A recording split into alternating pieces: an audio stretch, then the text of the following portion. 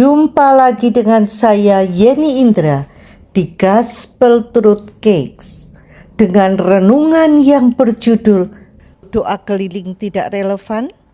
Ini doa yang benar sesuai perjanjian baru. Dalam buku Cara Berdoa yang Lebih Baik, A Better Way to Pray, Andrew Wommack menjelaskan banyak orang Kristen berdoa tetapi sedikit yang merasa memiliki kehidupan yang efektif. Salah satu penyebabnya adalah ajaran yang salah tentang doa. Andrew membongkar tradisi agama yang keliru dan membangun dasar doa yang benar sesuai firman Tuhan. Orang munafik suka berdoa, Matius 6 ayat 5. Yesus mengajarkan bahwa doa bukan sekedar rutinitas religius. Bahkan orang munafik pun suka berdoa. Ini menunjukkan bahwa doa saja tidak menjamin kedewasaan rohani. Ada cara yang benar dan salah dalam berdoa. Mengapa doa peperangan tradisional tidak relevan lagi? Karena Yesus sudah mengalahkan musuh. Kolose 2 ayat 15 berkata, Ia telah melucuti pemerintah-pemerintah dan penguasa-penguasa dan menjadikan mereka tontonan umum dalam kemenangannya atas mereka. Kemenangan sudah ada di pihak kita. Kita tidak perlu berperang untuk sesuatu yang sudah dimenangkan. Peperangan rohani yang alkitabiah bukan melawan iblis secara langsung. Efesus 6 ayat 12 memang menyebutkan bahwa pergumulan kita bukan melawan darah dan daging, tetapi solusinya adalah mengenakan perlengkapan senjata Allah, bukan meneriaki setan. Yakobus 4 ayat 7 berkata, tunduklah kepada Allah, lawanlah iblis, maka ia akan lari daripadamu. Bukan dengan berteriak, tetapi dengan menundukkan diri kepada Allah. Doa dalam anugerah ini berbeda dengan doa dalam mentalitas perang.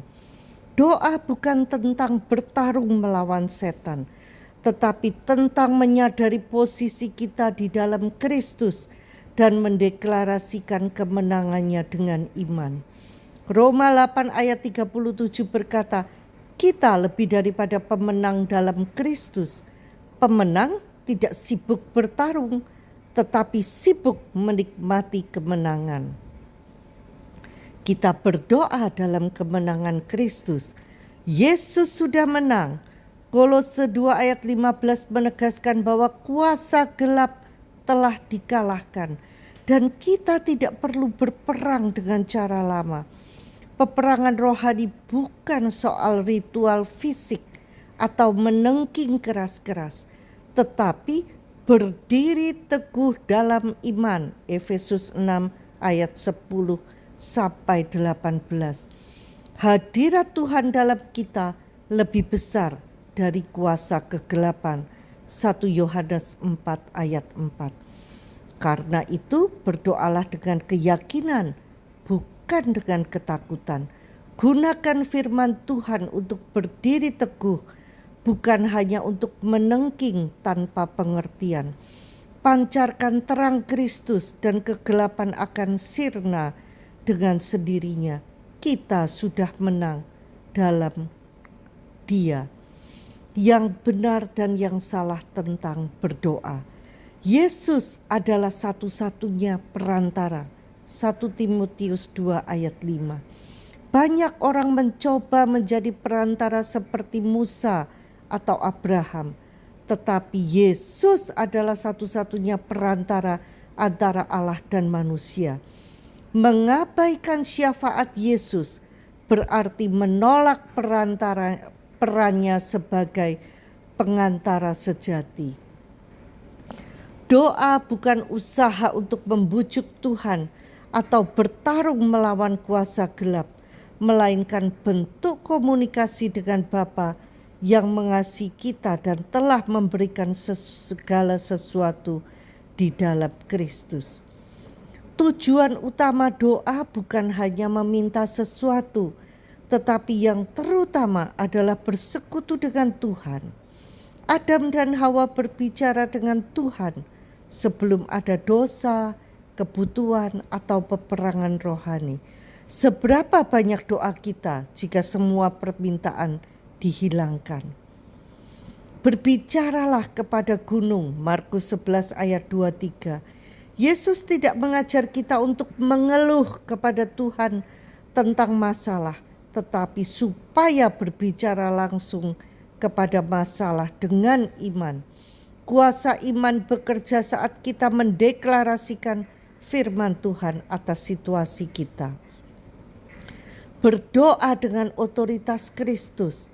Doa bukan usaha untuk membujuk Tuhan bertarung melawan kuasa gelap, melainkan bentuk komunikasi dengan Bapa yang mengasihi kita dan telah memberikan segala sesuatu di dalam Kristus.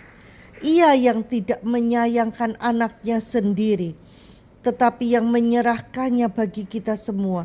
Bagaimanakah mungkin Ia tidak mengaruniakan segala sesuatu kepada kita bersama-sama dengan Dia? Roma 8 ayat 32. Ciri-ciri doa dalam terang Tuhan. 1. Berdoa dari kemenangan, bukan mencari kemenangan. Kita tidak meminta sesuatu yang sudah kita miliki dalam Kristus.